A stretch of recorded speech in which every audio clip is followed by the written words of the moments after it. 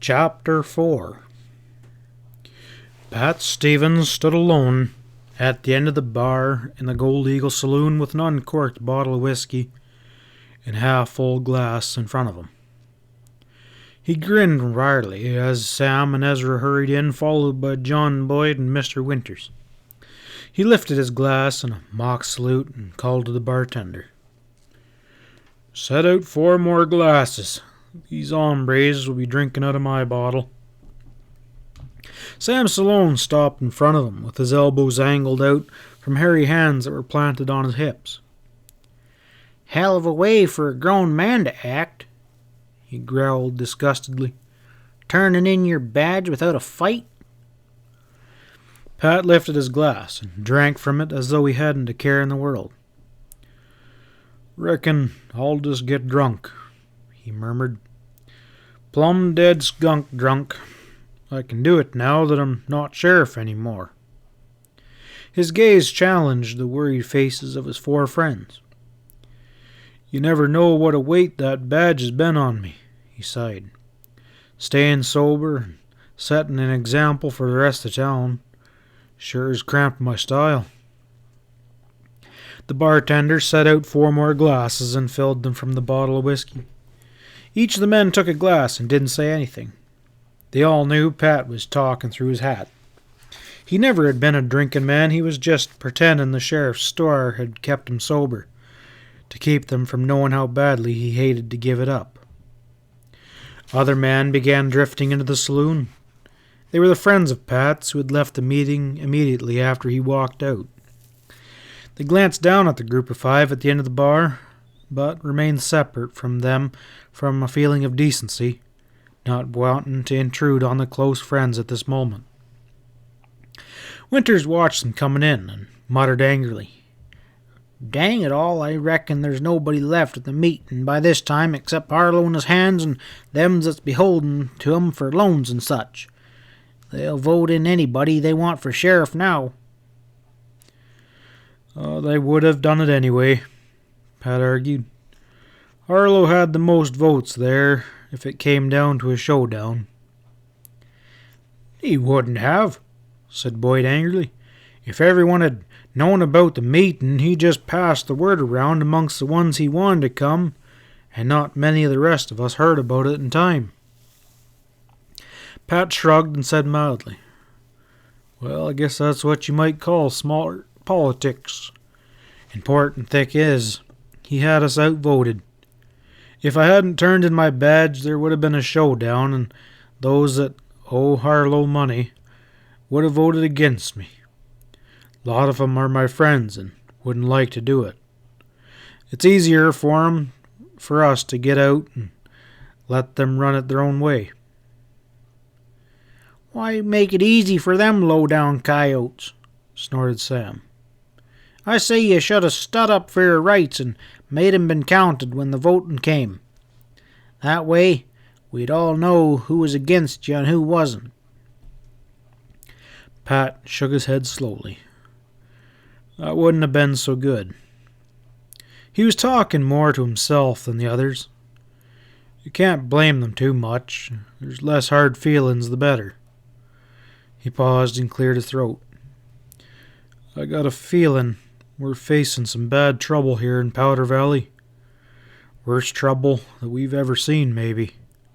The more we split up into taking sides, the harder it'll be to get back together again after it's over. That's why I didn't want a rumpus tonight. We got to avoid a showdown if we can, till we get things squared around." "You mean until we get Eustace Harlow kicked out and back on even keel?"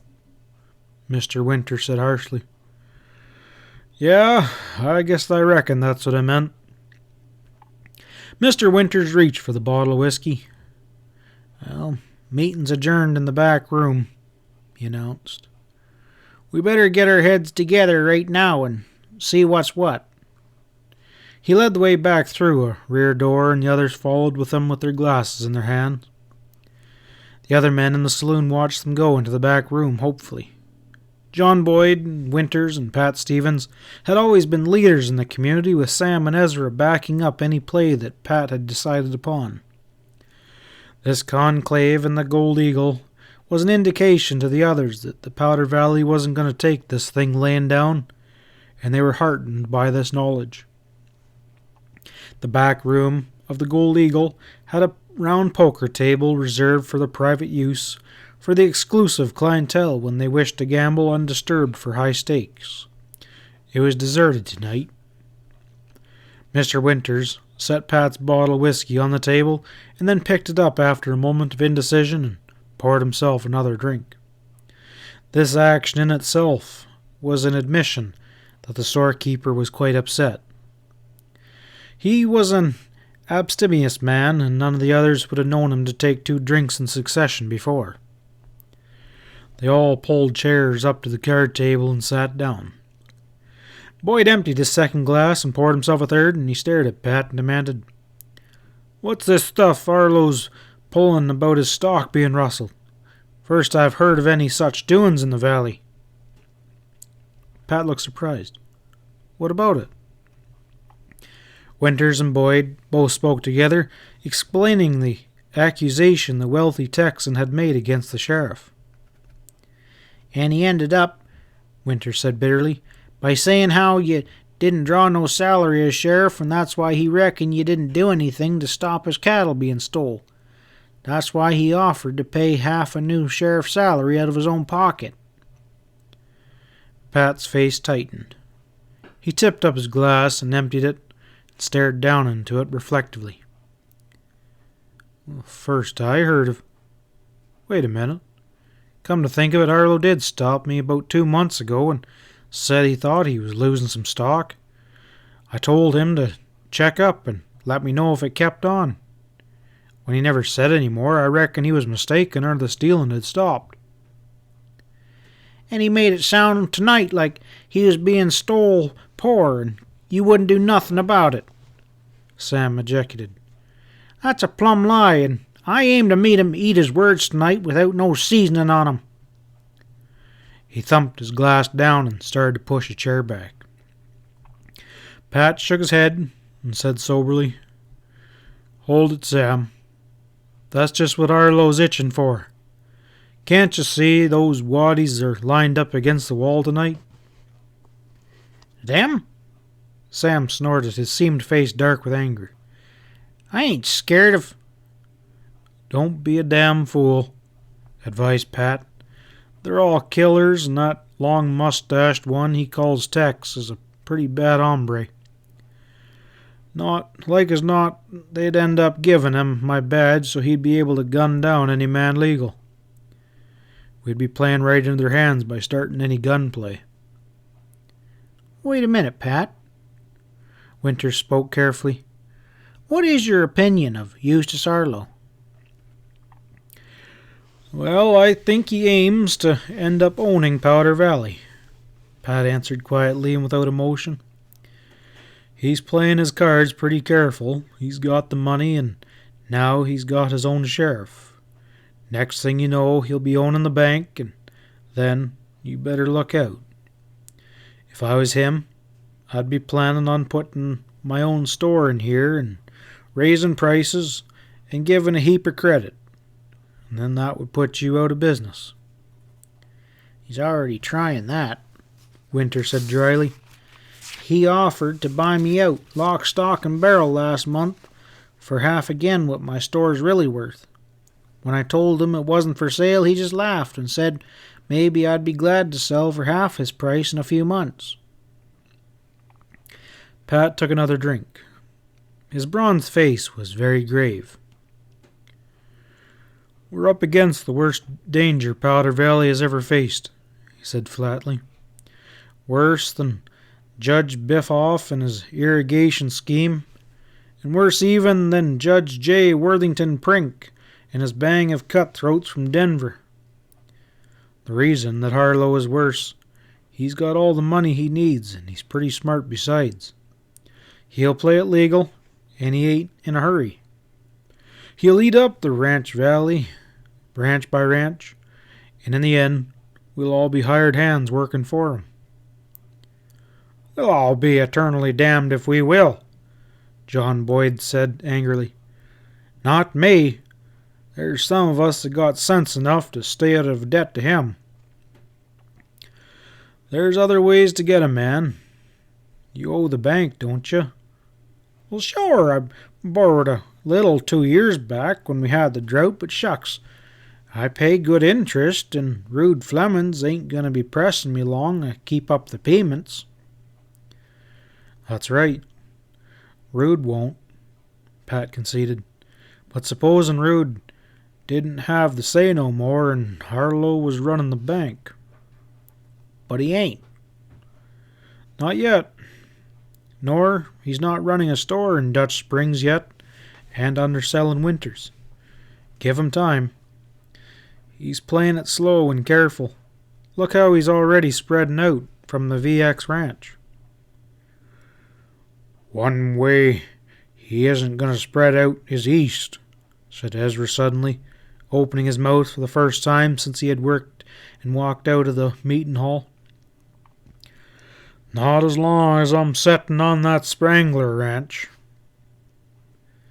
"That's the first place that he's been foiled since he got started," Pat agreed. "But he can swallow up the property on both sides and then put the squeeze on you. That's the sort of thing you got to watch for." "First time I've heard you talking this way," Winters told Pat. "You're putting into words what I've had a sneaky feeling for months. I've been going along with my keeping my mouth shut, hoping I was wrong with them." "I think we all feel that way," Pat agreed. "Way I see it, though, is we can't go on hoping much longer. Looks to me like he showed his fangs tonight." "And that's why you should have fought to keep on being sheriff," the storekeeper protested. "That meeting tonight wasn't really legal.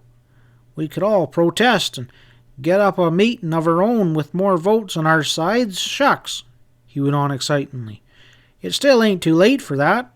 All we gotta do is call another meeting next week and vote his sheriff out and you back in.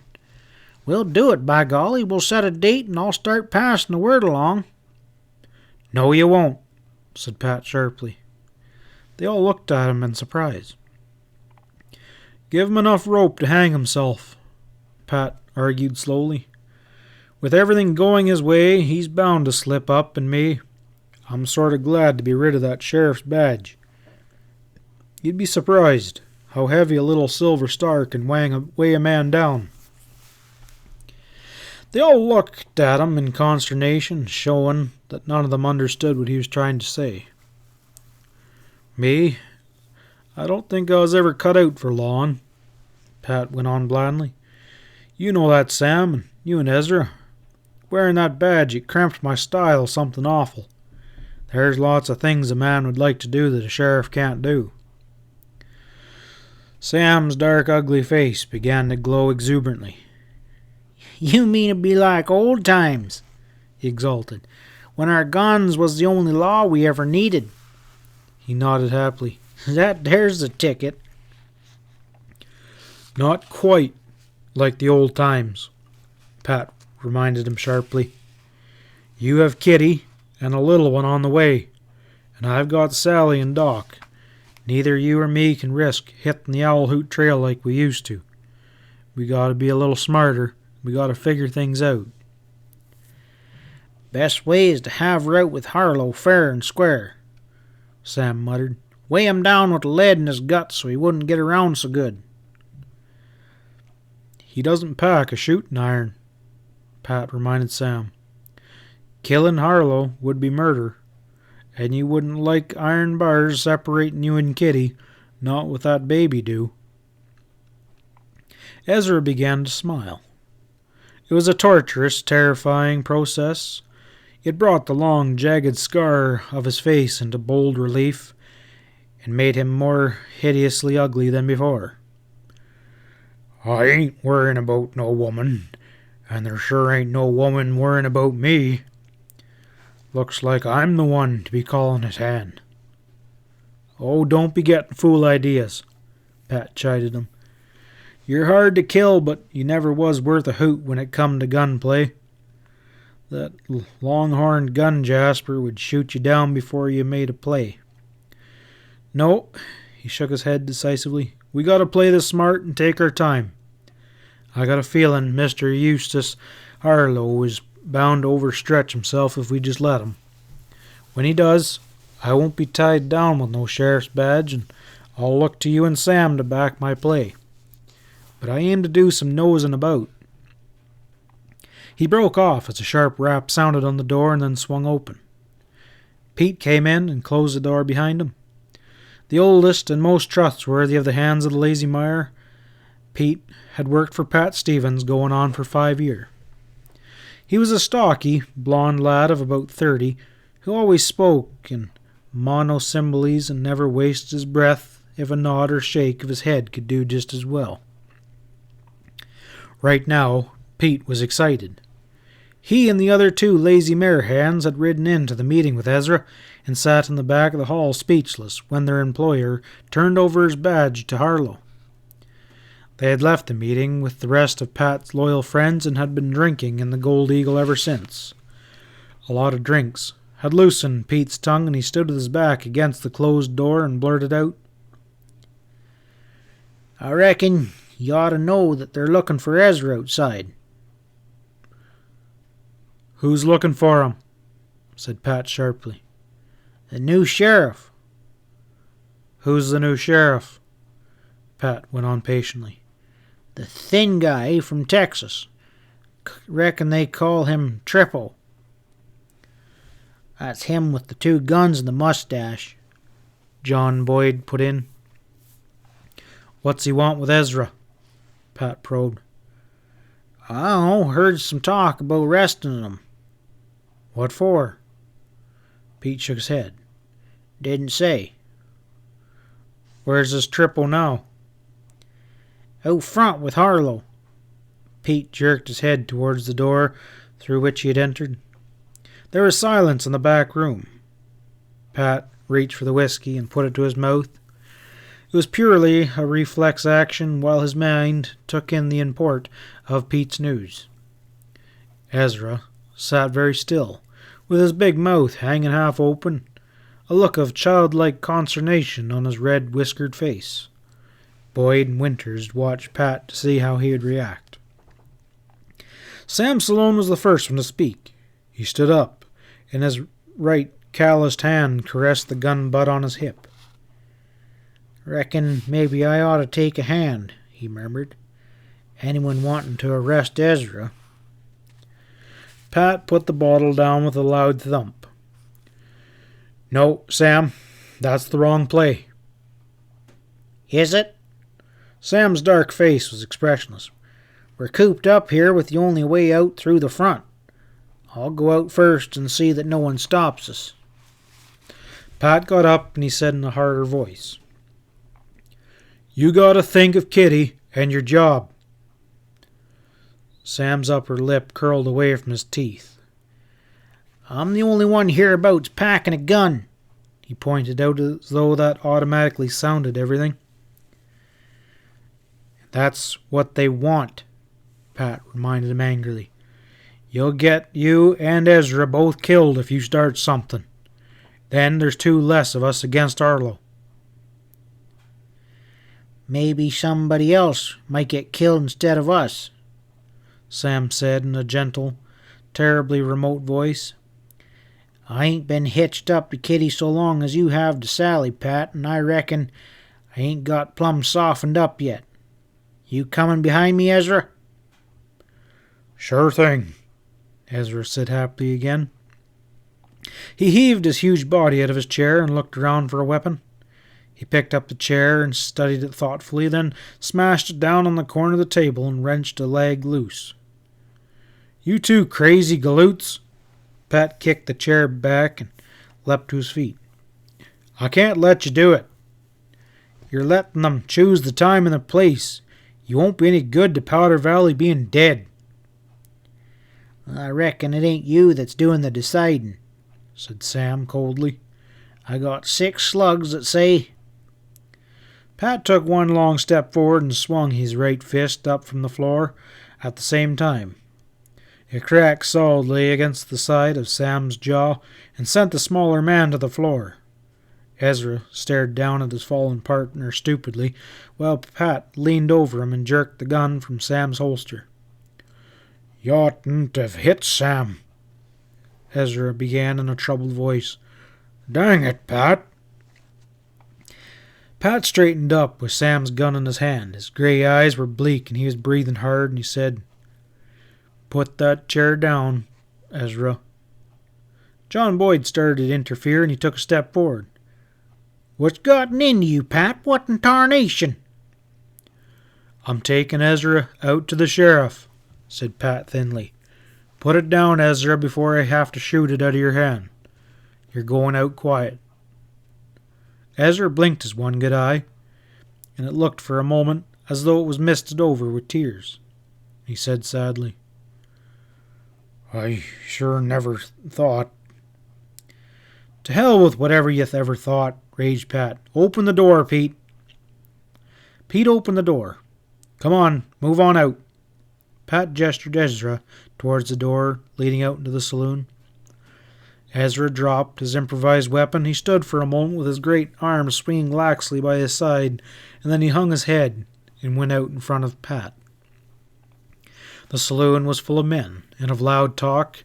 The words died on men's lips as they turned and saw Ezra shambling towards them, with the grim-faced Pat Stevens following him with Sam's gun in his hand. The new sheriff and Eustace Arlo bustled back from the front of the saloon. Trippo had his hands on both his guns and was smiling thinly. Harlow's florid face was a mask of indecision and hardly concealed anger. He demanded, "What's going on here, Stevens?" "I heard your new sheriff was wanting to arrest Ezra. Here he is, as soon as I hear the charge." Men looked at each other and shook their heads in hopeless incomprehension. If the gun partnership between Pat, Ezra, and Sam was busted up, their glances said, things had sure come to a hard pass in Powder Valley.